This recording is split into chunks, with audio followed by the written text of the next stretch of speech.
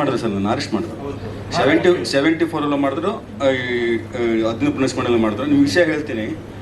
ಈ ಡಮಾಲಿಸ್ ಆದಮೇಲೆ ನಾನು ಜಿಲ್ಲಾಧಿಕಾರಿಗಳನ್ನ ಭೇಟಿ ಮಾಡಿದ್ದೆ, ತಹಸೀಲ್ದಾರ್ ಭೇಟಿ ಮಾಡಿದೆ, ವಿಶೇಷ ನಗರ ಜಿಲ್ಲಾಧಿಕಾರಿಗಳು.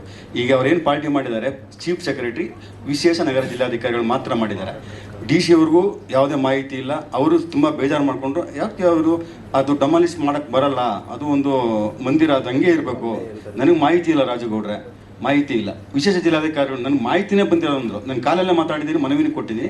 ಈ ಧ್ವಂಸ ಆದಮೇಲೆ ವಿಶೇಷ ನಗರ ಜಿಲ್ಲಾಧಿಕಾರಿಗಳು ಮತ್ತು ಜಿಲ್ಲಾಧಿಕಾರಿಗಳು ತಹಸೀಲ್ದಾರ್ಗೆ 3 ದಿನಕ್ಕೂ ಮನವಿ ಕೊಟ್ಟಿದ್ದೀನಿ. ನಮಗೆ ಆ 10 ಕುಂಟೆ ಜಾಗದಲ್ಲಿ ಪುನರ್ ನಿರ್ಮಾಣ ಮಾಡೋಕ್ಕೆ ನೀವು ಅವಕಾಶ ಮಾಡಿಕೊಡ್ಬೇಕು. ಮತ್ತು ಏನು ನೀವು 10 ಕುಂಟೆ ನೀವು ಸರ್ವೆ ಮಾಡಿದ್ದೀರಾ ಮಾಡಿ, ನನಗೆ 2017ರಿಂದನೂ ಆ 10 ಕುಂಟೆ ಜಾಗದಲ್ಲಿ ನಾವು ಪೂಜೆ ಮಾಡ್ಕೊಂಡು ಬರ್ತಾ ಇರೋದು. ಇಲ್ಲಿ ತುಂಬ ಭಿನ್ನಾಭಿಪ್ರಾಯ ಇದೆ ಅಂತ ಹೇಳಿದ್ರು. ನೋಡಿ, ಅವ್ರ ಕೆಲಸ ಅವ್ರು ಮಾಡ್ತಾರೆ, ನಮ್ಮ ಕೆಲಸ ನಾವು ಮಾಡ್ತೀವಿ. ಈ ಸಂದರ್ಭದಲ್ಲಿ ಎಲ್ಲ ಒಗ್ಗಟ್ಟಾಗಬೇಕು. ನಿಮ್ಮ ಮಾಧ್ಯಮದ ಸಹಮತಕ್ಕೆ ನಮ್ಮ ಸಹಮತ ಇದೆ. ನನಗೂ ತುಂಬ ನೊಂದ್ಬಿಟ್ಟಿದ್ದೀನಿ. 6 ಕೇಸ್ ಹಾಕಿದ್ದಾರೆ. ಮೊನ್ನೆ PCR ಹಾಕಿದ್ದಾರೆ. ಏನು DCP ಆಫೀಸ್ ಕರ್ಕೊಂಡು ಹೋಗ್ತಾರೆ, ಅಲ್ಲಿ ಕರ್ಕೊಂಡು ಹೋಗ್ತಾರೆ. ನಮ್ಮ ಮಿಸ್ಸಸ್ ಬಂದು ಸೀರಿಟಿ ಕರ್ಕೊಂಡ್ಬಂದಿದ್ದಾರೆ. ಎಷ್ಟು ನೋವಾಗುತ್ತೆ ಅಂದರೆ, ನಾನು ಎಷ್ಟು ನೋವು ತಿಂತಾ ಇದ್ದೀನಿ ಅಂದರೆ ನನಗೆ ಸಾಕಾಗೋಗಿದೆ. ಯಾರೋ ನಮ್ಮ ಮಂಜಣ್ಣ ಬಂದರು, ಇವತ್ತು ನಂಗೆ ಸ್ವಲ್ಪ ಆತ್ಮಸ್ಥೈರ್ಯ ಬಂತು. ಏನೋ ಕಾನೂನು ಹೋರಾಟಕ್ಕೆ ಅವರು ನಿಂತ್ಕೊಂಡ್ರು ಅಂತ ನಾನು ಇಷ್ಟೇ ಹೇಳಬಲ್ಲೆ. ನೋಡಿ, 2017ರಿಂದ 25ರವರೆಗೂ DC, ತಹಸೀಲ್ದಾರ್, ಚೀಫ್ ಸೆಕ್ರೆಟರಿ, ಅಧೀನ ಕಾರ್ಯದರ್ಶಿ, ವಾರ್ತಾ ಪ್ರಸಾರ ಇಲಾಖೆ ಮತ್ತು ಆಯುಕ್ತರು ಎಲ್ರಿಗೂ ನಾನು ಮನವಿ ಕೊಟ್ಕೊಂಡ್ಬಂದಿದ್ದೀನಿ. 2 ವರ್ಷಗಳ ಹಿಂದೆ 45042 ಏನು DC ಕೇಸ್ ಹಾಕಿರ್ತಾರೆ, ಆ ಕೇಸು ಆರ್ಡರ್ ಹಾಕೋ ಮುಂಚೆ ಕೊಟ್ಟಿರ್ತೀನಿ ಅಧೀನ ಕಾರ್ಯದರ್ಶಿ ಅವ್ರಿಗೆ. ನಮಗೆ 10 ಕುಂಟೆ ಜಾಗನ ನಮ್ಗೆ ಇದು ಮಾಡಿಬಿಟ್ಟು ಅವರು 2 ಕೇಸ್ನ ವಾಪಸ್ ತಗೊಳ್ಳಿ ಅಂತ ಬರ್ದು ಕೊಟ್ಟಿದ್ದೀನಿ. ಅಧೀನ ಕಾರ್ಯದರ್ಶಿ ಅವರು DCಗೆ ರೆಫರ್ ಮಾಡಿದ್ದಾರೆ, ಚೀಫ್ ಸೆಕ್ರೆಟರಿ ಮಾಡಿದ್ದಾರೆ. ಡಿಸಿಗಳು ಅದನ್ನು ಫಾಲೋ ಅಪ್ ಮಾಡಲಿಲ್ಲ. ಯಾರು ಗೌರ್ಮೆಂಟ್ ವಕೀಲರಿರ್ತಾರೆ ಅವರು ಫಾಲೋ ಅಪ್ ಮಾಡಲಿಲ್ಲ. ನಮ್ಗೆ ಹಾಗಾಗಿ 45240 ನಮಗೆ ತೊಂದರೆ ಆಯಿತು. ಇದೇ KS ಅರುಣ್ರವರು ವಾದ ಮಾಡಿ ನಮಗೆ ದಾಖಲೆಗಳನ್ನ ಸರ್ವೆಗ ಮಾಡಿರೋದನ್ನ ಕೋರ್ಟ್ಗೆ ಪರಿಶೀಲಿಸಿದಾಗ ಆ ನ್ಯಾಯಾಧೀಶರು ಪರಿಶೀಲನೆ ಮಾಡಿ 10 ಗಂಟೆ ಉಲ್ಲೇಖ ಮಾಡಿ ಅದು ಆರ್ಡರ್ನ ಪಾಸ್ ಮಾಡ್ತಾರೆ, ನೀವು ಸರ್ಕಾರ ಸಮಸ್ಯೆ ಬಗೆಹರಿಸ್ಕೊಳ್ಳಿ ಅಂತ. ಇದು ಇವಾಗ ನೋಡಿ ಏನಾಗಿದೆ ಅಂದರೆ, ಇವತ್ತು ಜಿಲ್ಲಾಧಿಕಾರಿಗಳು ಎಷ್ಟು ಗಮನಿಸೋಕೆ ಪರ್ಮಿಷನ್ ಕೊಡ್ತೀನಿ ಅಂದರು. ತಿರ್ಗಾ 15ಕ್ಕೆ ಹೋದಾಗ ಏನು ಮಾಡ್ತಾರೆ, ಗೌಡ್ರೆ ಅದು ಇದಾಗಿದೆ, ನಾನು ಪರ್ಮಿಷನ್ ಕೊಡೋಕೆ ಬರಲ್ಲ, ನನ್ನ ಜೈಲ್ಗೆ ಹಾಕ್ಬಿಡ್ತಾರೆ ಅಂತಾರೆ. ಏನು ಮಾತು ಜಿಲ್ಲಾಧಿಕಾರಿಗಳದು? ಅಲ್ಲ ಸರ್, ಇದು ನೋಡಿ, ನಮ್ಮ ಹತ್ರ 400 ಪುಟಗಳ ದಾಖಲೆ ಇದೆ. ಇನ್ನು ಯಾರ ಹತ್ರ ಎಷ್ಟೋ ಸಂಘಟನೆಗಳು ಹೋರಾಟ ಮಾಡಿವೆ, ಅವರೆಲ್ಲ ಬಂದು ಕೊಡ್ಲಿ, ಹೋರಾಟ ಮಾಡೋಣ, ಎಲ್ಲ ಒಗ್ಗಟ್ಟಾಗಿರೋಣ ಅಂತ ಈ ಸಂದರ್ಭ ಹೇಳಕ್ ಇಷ್ಟಪಡ್ತೀನಿ. 2009ರಿಂದ 2025 ಕತೆ ಹೇಳ್ತಾರೆ. ನೆನ್ನೆ ಅವರು ಹಂಗೆ ಮಾಡ್ತಾರೆ. ಆಯ್ತಾ, ಇವತ್ತು ನೀವು ಅದೇ ಮಾಡಿದ್ರಿ. ಇದನ್ನೇ ಹೇಳ್ತಿದ್ದೀರಾ, ಮುಂದೆ ನಿಂದ ಎಕ್ಸಾಕ್ಟ್ ಆಗಿ ಹೋರಾಟ ಮಾಡಿದ್ವಿ ಮೇಡಮ್. ಹೋರಾಟ ಹೌದು. ಅಮ್ಮ, ನೀವು ಹೇಳಿದ ಕರೆಕ್ಟ್. ಈಗ ಮೊದಲನೇದಾಗಿ ಕಾರ್ತಿಕ್ ಮಾತಾಡ್ತೀನಿ. ಇಲ್ಲ, ಕಾರ್ತಿಕ್ನ ಯಾರು ಭೇಟಿ ಕಾರ್ತಿಕ್ನ 20 ಗಂಟೆ ಯಾರು ಭೇಟಿ ಆಗಿರಲಿಲ್ಲ. ನಾನು ನಿನ್ನೆ ಭೇಟಿ ಆಗಿದ್ದೀನಿ. ಅತಿ 1 ವಾರದಲ್ಲಿ ಕೊಡ್ಲಿಲ್ಲ ಅಂದ್ರೆ ಮುಂದೆ ಏನ್ ಬಿಡಬೇಕು, ಒಂದು ಕಾನೂನು ಬಿಟ್ಟು ಹೋಗಲ್ಲ. ಇಲ್ಲ, ಇವು ಕಾರ್ತಿಕ್ ನಿನ್ನೆ ದೇವಸ್ಥಾನಕ್ಕೆ ಪೂಜೆ ಕೊಟ್ಟಿದ್ದಾರೆ ಅಂತ ಫ್ಯಾಮಿಲಿ ಹೇಳ್ಬಿಟ್ಟೋದ್ರು. ನಾನು ಅದಕ್ಕೆ ಮಾತಾಡಿದೆ. 1 ವಾರ ಟೈಮ್ ತೊಗೊಂಡಿದ್ರೆ ಅದನ್ನು ಮಾತಾಡ್ತೀನಿ. ಆಮೇಲೆ ದಯವಿಟ್ಟು ನನ್ನ ಆರಕ್ಷಕರಲ್ಲಿ ಪೊಲೀಸ್ ಡಿಪಾರ್ಟ್ಮೆಂಟ್ ಮನವಿ ಮಾಡ್ತೀನಿ, ಸುಮ್ಮನೆ ದಯವಿಟ್ಟು ರಾಜುಗೌಡರಾಗಲಿ ಯಾರೇ ಆಗಲಿ ಕರೆಸಿ ದಯವಿಟ್ಟು ಇದು ಮಾಡಬೇಡಿ, ಸುಮ್ಮನೆ ತೊಂದರೆ ಕೊಡಿ. ಯಾರು ಇಲ್ಲಿ ಬೇರೆ ರೀತಿ ಇಲ್ಲ, ಅಭಿಮಾನಿಗಳೇ ಹೊರತು ಬೇರೆ ರೀತಿ ಇಲ್ಲ. ನಿಮ್ಮಲ್ಲಿ ಕೈ ಮುಗಿದು ಕಳ್ಕೊಳ್ಳಿ ಮನೆ ಮಾಡ್ತೀನಿ. ಈ ವಿಷಯದಲ್ಲಿ ವಿಷಯದಲ್ಲಿ ದಯವಿಟ್ಟೆಲ್ಲ ಪ್ರೋತ್ಸಾಹ ಕೊಡಿದ್ದು ಕೇಳ್ಕೊತೀನಿ. ಕಾನೂನು ಚೌಕಟ್ಟಲ್ಲಿ ದಯವಿಟ್ಟು ಮಾತ್ರ, ಬೇರೆ ಬೇಡ. ನಾನು ದಯವಿಟ್ಟು ಇನ್ನು ಮುಂದಕ್ಕೆ ಅತಿ ಶೀಘ್ರದಲ್ಲಿ ಇದನ್ನು ನಮ್ಮ ಸುದೀಪ್ ನೇತೃತ್ವದಲ್ಲಿ ಅವರೇ ಮಾಡಲಿ, ಅವರಿಂದ ನಾವಿರ್ತೀವಿ. ಒಟ್ಟಲ್ಲಿ ಯಾರು ಮಾಡ್ತಾರೆ ಮುಖ್ಯ ಅಲ್ಲ, ವಿಷ್ಣು ಸೇನಾ ಸಮಿತಿ ಅಂತಿಮ ಕ್ರಿಯೆ ಅಲ್ಲಿ ಆಗಬೇಕು ಅಂತ. ಇವಾಗ ಕಾರ್ತಿಕ್ ಅವ್ರ ಹತ್ರ ಮಾತಾಡಿದ್ರು ಅಂತ ಹೇಳಿದ್ರು, ಅದು ಮುಗಿಸಿ ಇವಾಗ ಸಮಾಧಿಯಾಗಿ 11 ದಿವಸ ಆಯ್ತು ಅಂತ ಲಾಯರ್ ಗೊತ್ತಿರುವಂತ ವಿಚಾರ. ಇಷ್ಟು ದಿವಸ ಆಗಿ ಪ್ರತಿದಿನ ನ್ಯೂಸ್ ಅಲ್ಲಿ ಹೋಗ್ತಾ ಇದೆ, ಅಭಿಮಾನಿಗಳು ಹೋರಾಟ ಮಾಡ್ತಾರೆ. ಅವ್ರು ಯಾಕೆ ಮೀಡಿಯಾದ ಮುಂದೆ ಆಗ್ಲಿ ಏನು ಹೇಳಿಕೆ ಕೊಡಕ್ ಮುಂದೆ ಬರಲ್ಲ? ಅವ್ರಿಗೆ ಯಾಕೆ ಬೇಕಾಗಿಲ್ಲ? ಅವ್ರಿಗೆ ಕೇಳದೆ ತುಂಬಾ ಕಾರಣಗಳು ಹೇಳಿದ. ಅದು ಇವಾಗ ಹೇಳೋದು ಬೇಡ. ಇಲ್ಲ, ಮುಂದಕ್ಕೆ ಕೇಳ್ತೀರಿ, ಈಗ ಬೇಡ. ಯಾಕೆಂದ್ರೆ ಕೆಲಸ ಆಗಲಿಲ್ಲ ಮುಂದಕ್ಕೆ ಬೇಡನ. ಯಾವ ಥ್ರೆಟ್ಟು ಇಲ್ಲ, ಹಣದ ಮುಂದೆ ಯಾವುದೂ ಇಲ್ಲ. ಅಂದರೆ ಅವರು ಈ ವಿಷಯದಲ್ಲಿ ಕಾಸು ಕೇಳಲಿಲ್ಲ, ಅಷ್ಟು ಮಾತ್ರ ಗ್ಯಾರಂಟಿ ಕೊಡ್ತೀನಿ. ನಾನು ಹೇಳಿದೆ ಬಾಯ್ಬಿಟ್ಟು, ನೀನು ಏನು ಬೇಕು ಕೇಳು, ಏನು ಬೇಕು ಕೇಳು ಅಂತ ಕೇಳಿದೆ. ಏನು ಬೇಕು ಅಂದರೆ ಹಣ ಅಂದರೆ ನಾವು ಮಾತಾಡೋಂತ ಹೇಳಿದೆ. ಅಂದರೆ ಇರಲಿ, ಯಾವುದೇ ಮನುಷ್ಯನ ಏಕ್ತಮ್ ನಾವು ಕಳೆಯೋದು ಬೇಡ. ಈಗ ಅವ್ರನ್ನ ಯಾರು ಮೇಟ್ ಮಾಡಿಲ್ಲ, ಅವ್ರನ್ನ ಅಟ್ಲೀಸ್ಟು ನಮ್ಮ ವೀರಕಪತ್ರ ಶ್ರೀನಿವಾಸ ಇಲ್ಲಾಂದರೆ ಸುದೀಪ್ ಅವ್ರ ಕತೆ 5 ನಿಮಿಷಕ್ಕೆ ಬಂದಿರು.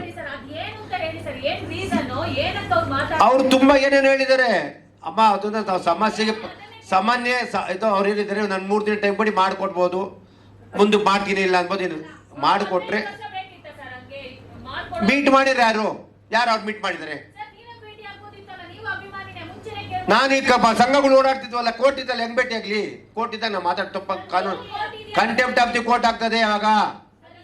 ಅಭಿಮಾನಿಗಳಿಗೆ ಗೊತ್ತು ಪ್ರಭಾವಿ ರಾಜಕಾರಣಿ ಹೆಸರು ಯಾವ್ದು ಅಂತ ನಮ್ಗಳ ಹತ್ರ ಅಭಿಮಾನಿಗಳು ಹೇಳ್ತಾರೆ. ನಿಮ್ಮಗಳಿಗೆ ಇನ್ನು ಪ್ರಭಾವಿ ರಾಜಕಾರಣಿ ನನಗೆ ನನ್ನ ಒಪ್ಪನ ಮೇಲೆ ಯಾರ ಕಂಡಿದ್ದಾನೆ, ತುಂಬಾ ತೊಂದರೆ ಕೊಡ್ತಾ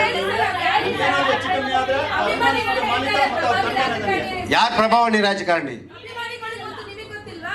ಇಲ್ಲ ಇಲ್ಲ ಇಲ್ಲ, ಯಾವ ರಾಜಕಾರಣಿ ಈ ವಿಷಯದಲ್ಲಿ ರಾಜಕಾರಣಿಗರು ಬರಲ್ಲ, ವಿಷ್ಣು ಸರ್ ವಿಷಯದಲ್ಲಿ ಬರಲ್ಲ. ಇದ್ದಾರೆ ಸರ್, ಯಾರೋ ಒಬ್ಬ ಯಾರು ಹೇಳಿ ಸರ್, ನಿಮ್ಗೆ ಗೊತ್ತಿರುತ್ತಲ್ಲ ಸರ್. ಯಾರು ಹೇಳಪ್ಪ? ಗೊತ್ತಿರೋದು ಗೊತ್ತಿಲ್ಲ ಅಂದ್ರೆ ಊಹೆ. ಇಷ್ಟೊಂದು ಮುಂದುವರಿಬೇಕು ಅಂದ್ರೆ ಡೆಮಾಲಿಷ್ ಮಾಡೋ ಸ್ಟೇಜ್ ಬರ್ತಾನೆ ಅವನು ಅಂದ್ರೆ ಏನ್ ಕಾರಣ ಸರ್? ಏನ್ ಅಭಿಮಾನ ಆಯ್ತು ಅವನಿಗೆ? ಊಹೆ. ಹೌದು ಮೇಡಮ್,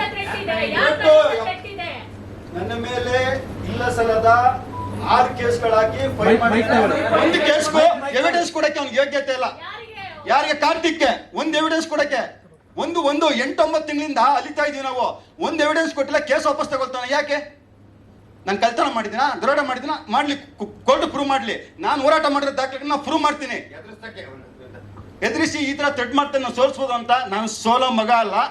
ನನ್ನ ಅಪ್ಪಟ ವಿಷ್ಣುವರ್ಧನ್ ಅಭಿಮಾನಿ. ನನ್ನ ಶತ್ರು ಪರವಾಗಿಲ್ಲ. ನಾನು ಏನಾದ್ರೂ ಪ್ರಾಣಕ್ಕೆ ಕಂಟಕವಾದ್ರೆ ಅಭಿಮಾನ ಸ್ಟುಡಿಯೋ ಮಾಲೀಕ ಅವ್ರ ತಂಡದ 6 ಜನ ಮೇಲೆ ನಾನು ಕಂಪ್ಲೇಂಟ್ ಕೊಟ್ಟಿದ್ದೀನಿ. ಮತ್ತೆ FIR ಆಗಿದೆ ನನ್ನ ಮೇಲೆ. ಹಂಗೆ ಅದೇನ್ ಹೇಳ್ಬೋದು, ಮುಂಜಾನಂತ ಪಾಪ ನೀನೇ ಹೇಳ್ಕೊಂಡಿರ್ಬೋದು. ಯಾಕೆ ಇವೆಲ್ಲ ಅಭಿಮಾನಿಗಳು ಹೋರಾಟ ಮಾಡ್ತಾ ಇದ್ದಾರೆ ರಾಜ್ಯಾದ್ಯಂತ.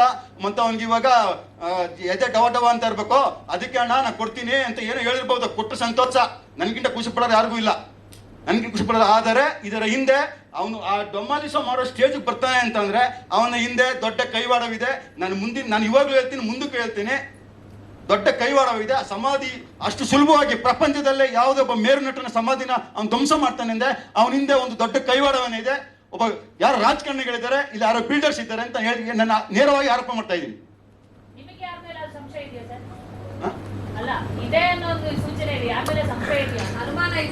ಇಲ್ಲ, ನಮ್ಗೆ ಯಾರ ಮೇಲೂ ಇಲ್ಲ. ಇವಾಗ ಹುಡುಕ್ತೀವಿ, ಕೆದಕ್ ಹುಡುಕ್ಬಿಟ್ಟು ಯಾರಿದ್ದಾರೆ ಮುಂದಕ್ಕೆ ಹೋರಾಟ ಅವರು ಊಹೆ ಮಾಡಿರಬಾರ್ದು. ಆ ರೀತಿ ಹೋರಾಟ ಮಾಡಕ್ಕೆ ಗ್ಯಾರಂಟಿ, ಕಾನೂನು ಚೌಕಟ್ಟು ಹೋರಾಟ ಮಾಡ್ತೀವಿ. ಥ್ಯಾಂಕ್ ಯು, ಧನ್ಯವಾದಗಳು.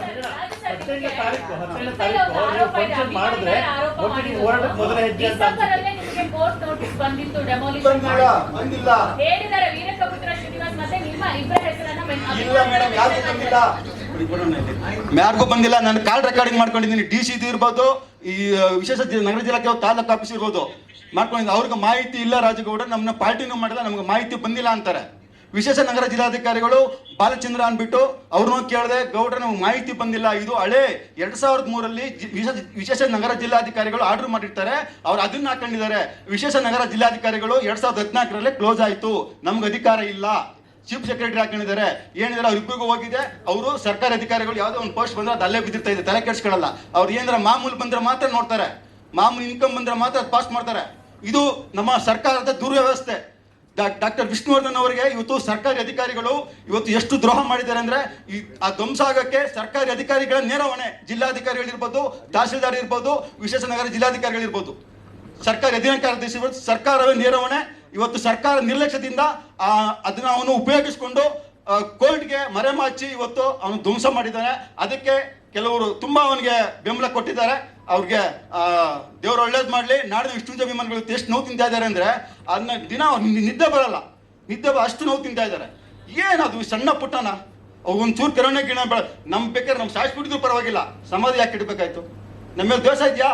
ಸಾಯಿಸ್ಬಿಟ್ಟು ಯಾರೋ ಒಬ್ಬ ಅಭಿಮಾನ ಸತ್ತು ಹೋಯ್ತಾನೆ, ಹೋಗ್ಲಿ. ನನ್ಗೇನು ನಮ್ಗೆ ಏಜ್ ಮುಗೀತು 57 ವರ್ಷ. ಈ ಮುಂದೆ 5 ವರ್ಷ ಬದುಕಿರ್ತೀನ. ಈ ಕೆಲಸ ಯಾಕೆ ಮಾಡ್ಬೇಕು? ಲೀಡರ್ಗಳ ಮೇಲೆ ಇದು ಮಾಡ್ಕೊಂಡು ಇದ್ದಾರೆ, ಯಾಕೆ ಕೆಲಸ ಮಾಡ್ಬೇಕು? ದಯವಿಟ್ಟು ನಂಗೆ ತುಂಬಾ ನೋವಾಗಿದೆ. ನಾನು ಕಾರ್ತಿಕ್ ಅವ್ರಿಗೆ 2 ತಿಂಗಳಿಂದ ನಾನು ನೀನು ಕಾಲ್ ಕಟ್ತೀನಪ್ಪ, ಅಭಿಮಾನಿಗಳಿಗೆ ಶನಿವಾರ ಭಾನುವಾರ ಗೇಟ್ ಓಪನ್ ಮಾಡು, ನೀನು ಕಾಲ್ ಕಟ್ತೀನಿ. ಆಯ್ತು, ನಾನೇ ತಪ್ಪು ಮಾಡಿದ್ದೀನಿ, ಕ್ಷಮೆ ಕೇಳ್ತೀನಿ, ಕಾಲ್ ಬೀಳ್ತೀನಿ ಅಂತ ಒಂದು ಯೂಟ್ಯೂಬ್ ಚಾನಲ್ ಇಟ್ಟು ನನ್ಗೆ ನಾನು ಪರ್ಸನಲ್ ಆಗಿ ಕಳಿಸಿದ್ದೀನಿ. ಹಿಂದೆ ಕಳಿಸ್ತೇನೆ ನಾನು. ಇಷ್ಟೆಲ್ಲ ಆಗಿದೆ, ನಂಗೆ ಇಷ್ಟೆಲ್ಲ ತೊಂದರೆ ಆಗ್ತದೆ. 6 ಕೇಸ್ ಹಾಕಿ ನಾವು ಇವತ್ತು ಆ ಲಾಯರು ಎಷ್ಟು ನನಗೆ ದೊಡ್ಡ ಫೀಸ್ ತಗೊಳ್ತಾನೆ. ನನ್ನ ಅಭಿಮಾನ, ನನ್ನ ದಾಖಲೆಗಳು ನೋಡ್ಬಿಟ್ಟು ನಂಗೆ ಅಳು ಬರ್ತಾ ಇದೆ. ಇವತ್ತು ಅವ್ರಿಗೆ ಇವ್ರು ಮುಂಜಾನೆ ಬಂದು ಸಾಥ್ ಕೊಟ್ಟಿದ್ದಾರೆ. ನಂಗೆ ತುಂಬಾ ಸಂತೋಷ ಆಗ್ತಾ ಇದೆ. ಏನು ಹೇಳ್ಕೊಳಕ್ ಆಗ್ತಾ ಇಲ್ಲ. ನಾನು ಎಷ್ಟು ನೋವು ತಿಂತಾ ಇದ್ದೀನಿ ನನಗೆ ಗೊತ್ತು. ನನಗೆ ಎಷ್ಟು ಕಷ್ಟ ಕೊಡ್ತಾ ಇದ್ದೀನಿ ಅವ್ನು ಅಭಿಮಾನ್ ಸ್ಟುಡಿಯೋ ಮಾಲೀಕ ನನಗೆ ಅಂದರೆ ಕೇಸ್ ಮೇಲೆ ಕೇಸ್ ಹಾಕಿ ನಮಗೆ ಇವತ್ತು ಮಾಡಲಿ ಎಷ್ಟು ಮಾಡ್ತಾರೆ ಮಾಡಲಿ, ದೇವರು ಒಳ್ಳೇದು ಮಾಡಲಿ ಅವ್ನಿಗೆ. ನಾನು ನೀವು ಹೇಳ 3 ಬಾಕ್ಲು ಪಾಪ ನಾಗೇಂದ್ರ ಪ್ರಸಾದ್ ಒಬ್ಬ ಲಾಯರ್ ಇಟ್ಟಿದ್ದರು, ನಮ್ಮ ನಿರ್ದೇಶಕ ನಾಗೇಂದ್ರ ಪ್ರಸಾದ್. ಅವ್ರಿಗೆ ಕೂಡಲೇ ಬಂದಾಗ ಅಣ್ಣ ದಯವಿಟ್ಟು ನಿಮ್ಮ ಜೊತೆ ಇರ್ತೀವಣ್ಣ, ಆ ಸಮಾಧಿ ವಿಷಯದಲ್ಲಿ ನಾನು ಯಾವಾಗ ಜೊತೆಲಿ ಇರ್ತೀನಿ ಅಂತ ಪಾಪ ಅವ್ರ ಆ್ಯಕ್ಚುಲಿ ಇವತ್ತು ಬರಬೇಕಾಯ್ತು, ಔಟ್ ಆಫ್ ಸ್ಟೇಷನ್ಗೆ ಹೋದರು. ಇವಾಗ ಯಾರು ಬೇಡ, ಎಲ್ಲ ಒಂದೇ ಆಗಿ ನಾವು ಸಮಾಧಿನ ಉಳಿಸಿ ಅಲ್ಲೇ ಕಟ್ಟಕ್ಕೆ ಮಾಡೋಣ. ಯಾರೆಲ್ಲ ಕಟ್ಟೋರು ದಯವಿಟ್ಟು ಅವ್ರ ಜೊತೆ ನಾವಿರ್ತೀವಿ. ಇಷ್ಟು ಸೇನಾ ಸಮಿತಿ ಯಾವತ್ತೂ ಒಗ್ಗಟ್ಟು ಅದರ ಹೇಳಕ್ಕೆ ಇಷ್ಟಪಟ್ಟು ನಾಗಪ್ರಸಾದ್ ಅವರು ಹೇಳಿದ್ರೆ, ಈಗ ವಿವೇಕ ಶ್ರೀನಿವಾಸ್ ಅವರು ಹೇಳಿದ್ರೆ, ಸುದೀಪ್ ಅವ್ರದ್ದು ಒಂದ್ ಕಡೆ ಹೋರಾಟ ಮಾಡ್ತಿದ್ರೆ, ನೀವು ಮಾಡ್ತಿದ್ರೆ,